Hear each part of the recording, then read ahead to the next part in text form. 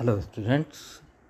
NEET exam जो 5 जुलाई को complete हुई है उसमें फ़िज़िक्स पोर्शन का 11th क्लास से रिलेटेड टॉपिक से जो क्वेश्चंस आए हैं हम उन्हें बारी बारी से देखते हैं और देखते हैं कितने सिंपल क्वेश्चन नीट एग्ज़ाम में होते हैं। ज़रूरत केवल सिर्फ इस बात की होती है कि हमारा बेसिक कंसेप्ट क्लियर हों, उसके अलावा हमें और कुछ भी चीज़ आवश्यकता नहीं है। देखते हैं वन बाय वन। ओके, सीधे चलते हैं क्वेश्चन नंबर 1 पर। ये मेजरमेंट से रिलेटेड है जो डायमेंशन एनालिसिस को शो करता है, जिसमें हमसे कहा गया क्वेश्चन नंबर 1 में कि जो फोर्स है वो एक इस equation alpha t square plus beta T से शो किया जाता है, जबकि टी टाइम है। अब आप बताइए कि अगर ये डायमेंशन कांस्टेंट हो, डायमेंशन लेस कांस्टेंट हो, यानी कि दोनों तरफ के डायमेंशन सेम हो, तो उस केस में अल्फा बीटा कितने हो जाएंगे। अगर ये डायमेंशन लेस है तो हो ना हो एफ अल्फा टी स्क्वायर और बीटा टी की डायरेक्शन सेम होंगी। नेचुरली अल्फा टी स्क्वायर और बीटा टी की डायरेक्शन सेम होने से टी कैंसिल हो जाए, alpha t is equal to beta, यानी अल्फा टी अपॉन बीटा ये जो होगा ये डायमेंशन लेस होगा। बस इतनी सी बात। ओके, क्वेश्चन नंबर 2 पर आते हैं। ये भी मेजरमेंट से रिलेटेड है, जिसमें वो हमसे कहता है कि एक वर्नियर कैलिपर्स के n+1 डिवीज़न जो है वो मेन स्केल के n डिवीज़न से मैच होते हैं, जबकि एक मेन स्केल डिवीज़न 0.1 mm के बराबर है। तो बताइए वर्नियर कांस्टेंट कितना होगा। ओके, हम दे रखा है यहाँ पर कि n+1 VSD n MSD के इक्वल है, तो 1 VSD इसके इक्वल हुआ n/n+1।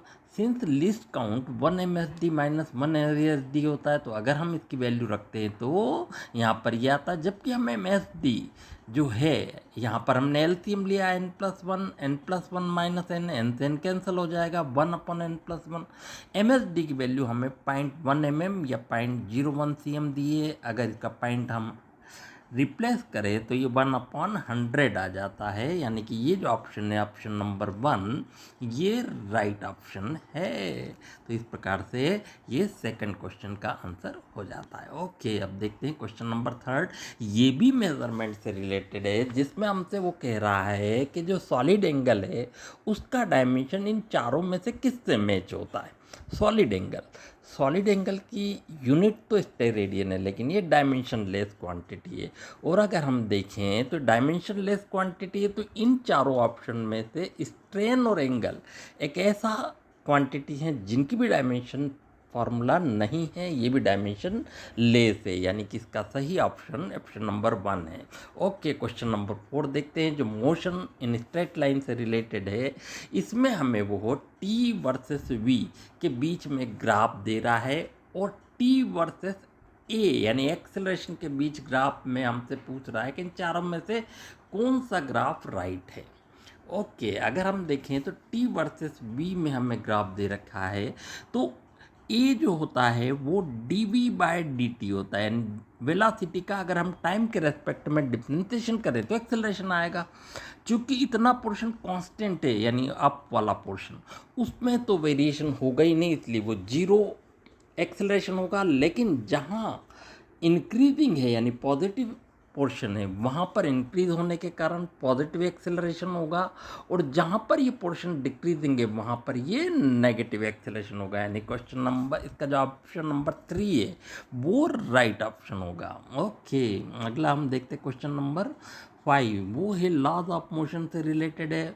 वो हमसे कह रहा है कि दो ब्लॉक हैं जो ए और बी, जो कि क्रमशः 2 kg और 3 kg के हैं, उन पर हमने 10 न्यूटन फोर्स अप्लाई किया है, तो 3 kg वाले ब्लॉक पर कितना फोर्स लगेगा। इन चारों में से ऑप्शन में से कौन सा फोर्स लगेगा। देखिए, न्यूटन्स लॉ कहता है F=ma। चूँकि F 10 है, दोनों मिल के मास 5 हो गए, तो A जो आया वो 2 मीटर पर सेकेंड है। नेचुरली जो ब्लॉक बी है वो 3 kg का है, तो उस पर जो फोर्स लगेगा 3 × 2 मीन्स 6 न्यूटन का अप्लाई होगा। क्वेश्चन नंबर 6 जो है वो सर्कुलर एंड रोटेशन मोशन से रिलेटेड है। उसमें वो हमसे कह रहा है कि एक पार्टिकल सर्कुलर ऑर्बिट में मूव कर रहा है मगर कांस्टेंट स्पीड से, यूनिफॉर्म स्पीड से, तो बताइए अब इसमें क्या होना चाहिए इन चार ऑप्शन में? स्पीड वेलोसिटी कांस्टेंट रहना चाहिए, एक्सेलरेशन कांस्टेंट रहना चाहिए, या क्या होना चाहिए, वेरिएशन होना चाहिए? नेचुरली ये सर्कुलर स्पीड है। सर्कुलर स्पीड में कांस्टेंट यूनिफॉर्म यानी यूनिफॉर्म वेलोसिटी होते हुए भी हर प्लेस पर डायरेक्शन चेंज होगी। डायरेक्शन चेंज होगी तो वेलोसिटी और एक्सेलरेशन दोनों ही वेरी होंगे, यानी ऑप्शन नंबर 4 जो है जिसमें varying velocity and varying acceleration, ये राइट ऑप्शन होगा। क्वेश्चन नंबर 7 देखते हैं जो कि सर्कुलर एंड रोटेशन मोशन से ही रिलेटेड है। उसमें वो हमको एक थिन रॉड का मोमेंट ऑफ इनर्शिया दे रहा है जबकि उसका मास 400 ग्राम है। आप बताइए उसकी लेंथ कितनी है? आपको पता होना चाहिए थिन रॉड का जो मोमेंट ऑफ इनर्शिया होता है वो ml² होना चाहिए, होता ही है। तो अगर हम m दे रखा है, I दे रखा है, इसकी वैल्यू रखे तो L² 72 आता है। L² 72 तो L जो होगा इसका स्क्वायर रूट यानी 72 का स्क्वायर रूट जो कि 8.5 के आसपास होगा, यानी कि इसका राइट ऑप्शन 8.5 होगा। ओके अगला भी टॉपिक सर्कुलर रोटेशन मोशन से रिलेटेड है। उसमें वो हमसे कह रहा है कि एक व्हील जो है बुलक कार्ट का वो ऐसा रोटेट करता है, इसके अप साइड में एक पॉइंट P है, डाउन साइड में Q है, जबकि ये लीनियर वेलोसिटी V से इस डायरेक्शन में मूव कर रहा है। अब आप बताइए कि इन P और Q में से क्या दोनों की स्पीड सेम रहेगी, या P फास्ट होगा या Q फास्ट होगा, इनमें फास्ट कौन होगा? तो देखिए कांस्टेंट वेलोसिटी में v जो होता है वो r ओमेगा एंगुलर वेलोसिटी है। चूँकि p पॉइंट पर हम देखें तो इधर v भी इधर ही एक्ट कर रहा है, r ओमेगा भी इधर ही एक्ट करेगा तो v प्लस r ओमेगा होगा, जबकि इसमें r ओमेगा इधर एक्ट करेगा तो यहाँ पर स्पीड जो होगी वो v माइनस r ओमेगा हो जाएगी। तो naturally v plus r omega speed ज़्यादा होगी, यानी p जो है फास्ट मूव करेगा as compared to q. Okay आगे देखते हैं क्वेश्चन नंबर 9 जो कि सर्कुलर एंड रोटेशन मोशन से रिलेटेड ही है, जिसमें वो कह रहा है कि एक जो पेंडुलम है वो ऐसा व्हिप्ड कर रहा है, ऐसे मूवमेंट कर रहा है। अगर ये ओमेगा स्पीड से रोटेट करता है तो इसके जो टेंशन स्ट्रिंग का वो टी होता है। वो कह रहा है कि अगर मैं इसकी स्पीड 2 ओमेगा कर दूं तो इसका टेंशन कितना हो जाएगा इनिशियल टाइम से? टी टाइम्स ही रहेगा कि 4t रहेगा कि क्या रहेगा? ओके देख लेते हैं। T=L I अल्फा, ये होता ही होता है। फोर्स M इंटू अल्फा होता है। रोटेशन मोशन में T I इंटू अल्फा होगा। I इंटू अल्फा होगा तो नेचुरली अल्फा =ओमेगा² R होता है, और I और R कांस्टेंट है इसलिए T प्रोपोर्शनल टू ओमेगा² हुआ। बाय नेचर T1/T2 =ओमेगा1² होगा। ओमेगा और 2 ओमेगा की वैल्यू अगर हम रखें तो T2 4t आता है, यानी इसका राइट ऑप्शन 4t होगा, यानी ऑप्शन नंबर 2। अगला क्वेश्चन वर्क एनर्जी पावर से रिलेटेड है, जो कि हमसे कह रहा है कि एक टाइम t पर किसी पार्टिकल का डिस्प्लेसमेंट जो है 2t-1 डिनोट है, जबकि उसका फोर्स जो है 5 न्यूटन है। आप बताइए इसकी पावर कितनी होगी? By natural power P =W, यानी W इंटू टी होता है। W जो होता है F इंटू W/T यानी डेल टी। आपको पता है W F इंटू DX यानी DX/F DX/dt, जबकि आपको X दे रखा है 2t-1। dx/dt निकालें तो वो 2 आएगा, यानी 5 इंटू 2 दैट इज 10, यानी इसका जो राइट ऑप्शन होगा वो 10 होगा। तो इस प्रकार से ये option number 10 work energy power से रिलेटेड है। क्वेश्चन नंबर 11 जो है फिर से वर्क एनर्जी पावर से रिलेटेड है, जिसमें वो कह रहा है कि दो पार्टिकल सेम मास की दो बॉडीज़ हैं, ये परफेक्टली इन इलास्टिक कोलिजन करती हैं। उनमें से ए बॉडी जो है वो v1 वेलोसिटी से चल रही है और ये बी बॉडी जो कि रेस्ट में है उससे कोलाइड करती है। कोलिजन के बाद दोनों क्लैप्स हो जाएंगी। तो बताइए इन दोनों की स्पीड v2 अगर हो तो v1 और v2 का रेशियो क्या होगा? बाय नेचुरल है, अगर डायग्राम में आप देखें तो मास m की जो पहली बॉडी है वो v1 वेलोसिटी से चल रही है, जबकि दूसरी बॉडी 0 है यानी रुकी हुई है। जब ये कोलैप्स करेंगे तो ये दोनों कंबाइन होकर v2 स्पीड से चलेंगे। चूँकि मोमेंटम कंजर्व्ड रहता है, इसका मतलब ये हुआ इनिशियल मोमेंटम फाइनल मोमेंटम के इक्वल होगा। तो ये अगर हम कैलकुलेट करें तो mv1 इजिकल टू mv2 आता है, तो v1 और v2 का रेशो 2:1 आता है। तो ऑब्वियसली ऑप्शन नंबर 2 जो होगा वो राइट होगा। क्वेश्चन नंबर 12 जो कि ग्रेविटेशन से रिलेटेड है, और ये हमसे कुछ इस प्रकार से कहता है कि एक ऐसा प्लैनेट है जिसका मास जो है हमारी अर्थ का 1/10 है, जबकि रेडियस जो है हमारी अर्थ का हाफ है। आप बताइए वहाँ पर एक्सेलरेशन ड्यू टू ग्रेविटी कितना होगा। आपको पता होना चाहिए कि जी और जी में ये रिलेशन होता है।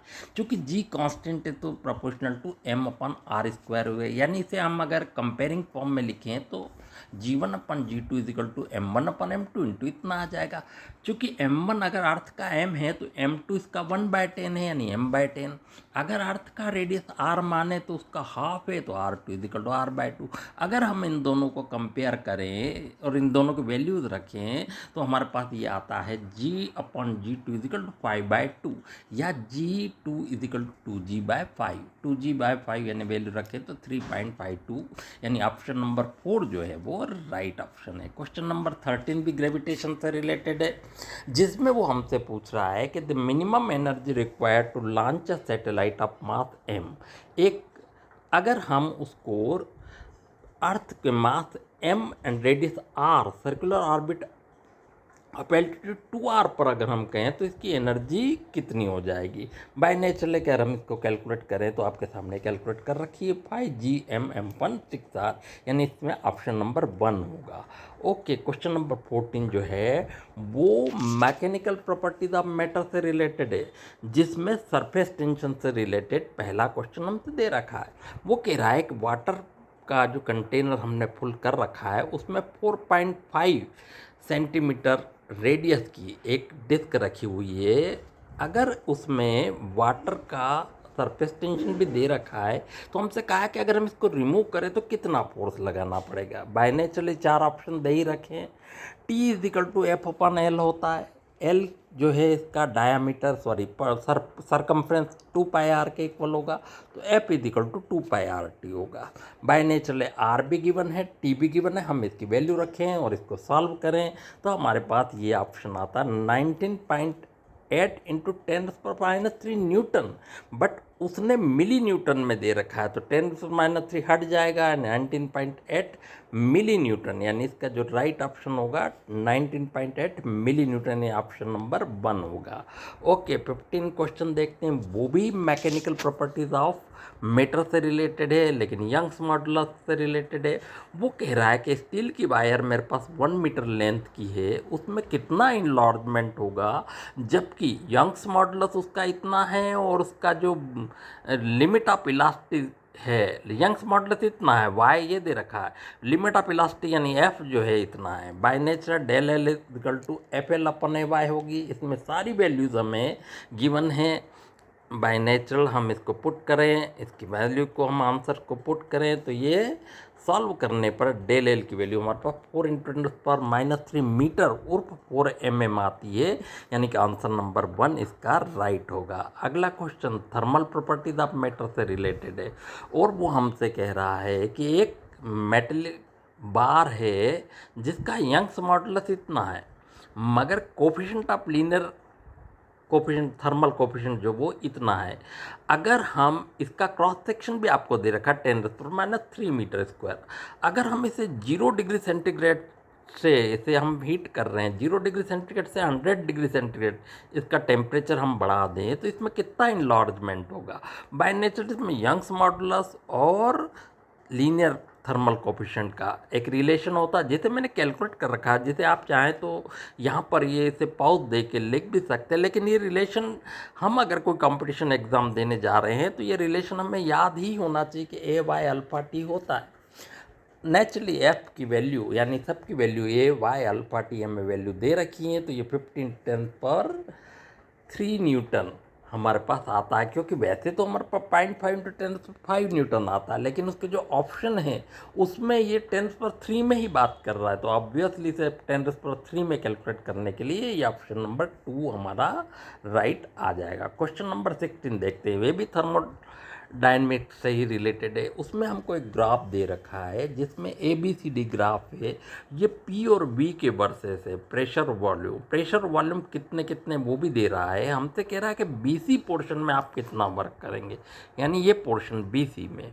देखिए BC पोर्शन जो है B और C पॉइंट पर वॉल्यूम नहीं बदल रहा है, और जो DW होता है वो P इंटू डेल बी होता है। चूँकि डेल बी यानी वॉल्यूम में कोई चेंज ही नहीं आ रहा है, इसलिए वर्क जो होगा वो 0 होगा, यानी सही ऑप्शन फर्स्ट हुआ है जिसमें वर्क 0 होगा। ओके, अगला देखते हैं।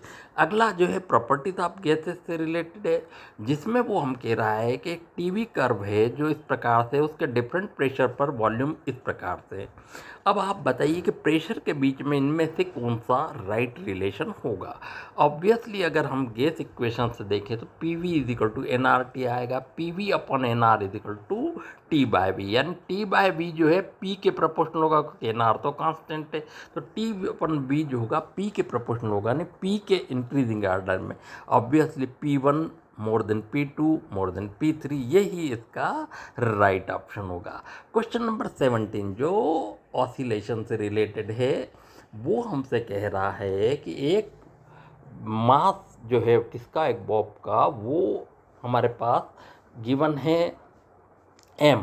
अगर दो simple pendulum is increase by 3 times, अगर इसका मास हम 3 टाइम्स इंक्रीज कर दें और जो लेंथ है वो उसकी हाफ कर दें, तो बताइए इस केस में ऑसिलेशन जो होता है, इनिशियल ऑसिलेशन का x/2 टाइम्स हो जाए तो x की वैल्यू कितनी होगी। हाँ, अगर इसे हम देखें तो t is equal to 2π√L/g, आपको पता है SHM में टाइम पीरियड इतना होता है, यानी t प्रोपोर्शनल टू L हुआ।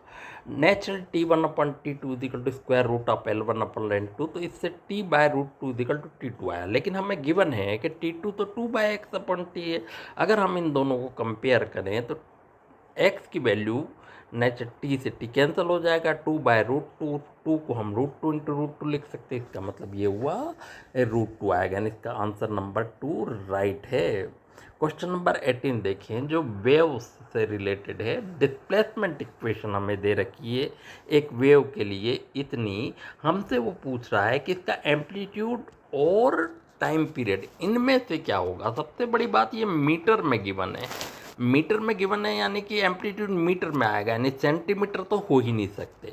अब हमें देखें तो x is equal to a sine ω/t ±5 ये रिलेशन होता है। इसमें a डायरेक्ट दे रखा है 5, यानी a की वैल्यू 5 होगी, मगर मीटर में, तो इन दोनों में ही 5 मीटर दे रखा है। टाइम पीरियड अगर देखें तो omega is equal to 2π/t होता है, तो t इज इक्वल टू 2π/ओमेगा होता है। अगर हम कंपेयर करें तो ओमेगा की वैल्यू पाई दे रखी है, यानी पाई हुआ, पाई से पाई कैंसिल हो गया, तो l ये आएगा 2 सेकंड, यानी ऑप्शन नंबर 2 राइट हुआ। और बस इसी के साथ आपका ये 11th पोर्शन जितना भी फिजिक्स का था वो कंप्लीट होता है। ओके।